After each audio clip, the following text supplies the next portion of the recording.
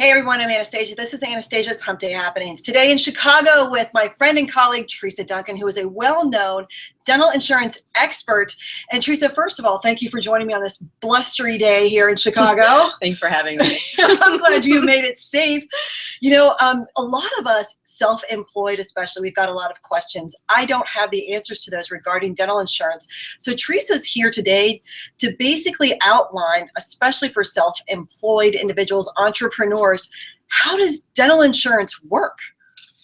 Well, it's not easy. It's not easy to learn, and it's not easy to look up. So I have a couple pieces of information for you. If you are looking to purchase a dental plan, you want to make sure that what you expect and what you get are very close. So basically what to look out for. What to look out for. You're not going to get everything you want, because what we really want is for our policy to cover everything 100%, and that's not going to happen. So a good rule of thumb is you get your 2 cleanings per year covered at 100%, that you're able to find your doctor in-network. That's very important.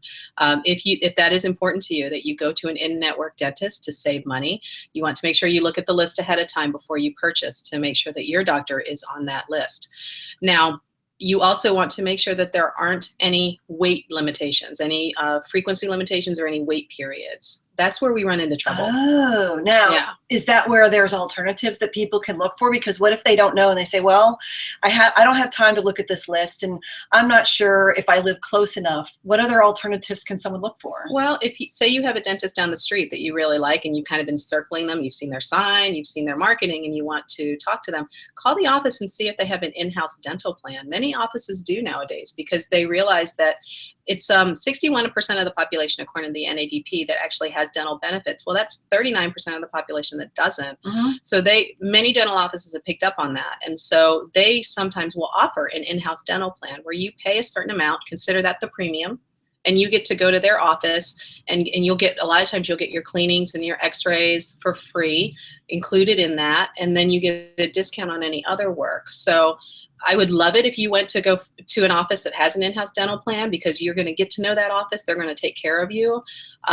If you select a dental insurance plan, however, it is important to make sure that you know the small print on that. So one thing that trips people up is the waiting period. So if you buy a dental plan and you find out that there's a waiting period for, say, an extraction or a filling, you're going to want to know that ahead of time, because if you purchase the plan to have that extraction done or have that root canal done and you pay a premium, then you find out you have to wait a year, you're not going to be happy. So yeah, keep an eye out for that. That's something to really look for, because especially as an entrepreneur now, how much time is invested when, okay, we have to do the research to find a list.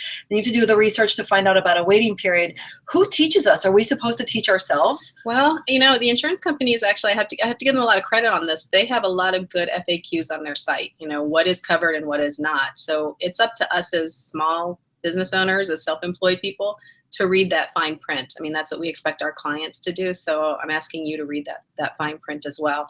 So just high level though, keep an eye out for waiting periods. Scan the frequently asked questions for waiting periods. Scan it for maximum, and scan it for coverage percentages, because you don't want to spend a lot of money on a plan that only maybe covers your fillings at 60%. There's lots of plans that will cover your fillings at 80%. I mean, just strictly from a hygiene standpoint, I know as far as 2 visits to your dental hygienist a year does not necessarily cover periodontal disease or gum disease. That's more of a preventative measure. So what could people look for to guide them to say, but my plan covers 2 dental hygiene visits a year, and now it doesn't. So say they are in the periodontal or gum disease category. What could you advise? Well, if you are in that category, and lots of people have perio disease, gum disease, and that's nothing to be ashamed of. It just needs to be treated. Unfortunately, though, that does kick you into the tier that may have a waiting period attached to it. And so I would rather you know that ahead of time. But I would also lean on your dental office as well. Many of the clients that we take on, they are trained to provide this information up front, so that when you call the office, you give them the information, they'll find out about your plan. Many times they're better equipped to ask about these policies and find out the waiting periods on it. So I would find an office that's comfortable working with you. Final question is the fact that, okay, so we know that there's a waiting period, and to be, you know, pretty aware about it. We know that there's alternatives, and to ask questions about that. How does somebody get started as far as insurance and they already have it?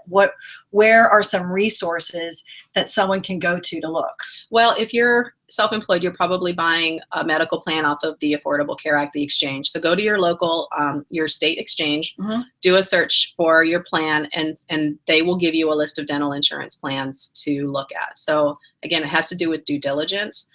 One other caveat, I feel like all I'm giving is caveats, but you have to look out for this, is if you do buy a dental plan that's attached to your medical plan, you want to make sure that they're not combining the medical and dental deductibles.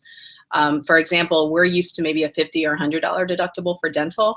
On the medical side, often it's $5,000 or $8,000 deductible. So Wow. you don't want to have that combined. No, you don't.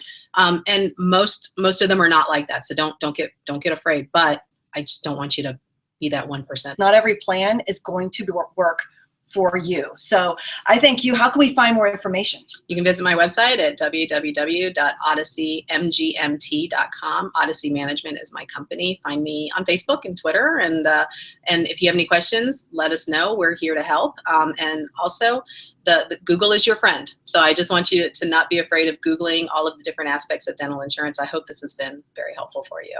Thank you for joining us and giving us something different to help our patients gain health, because that's really, really what it's all about. Yeah.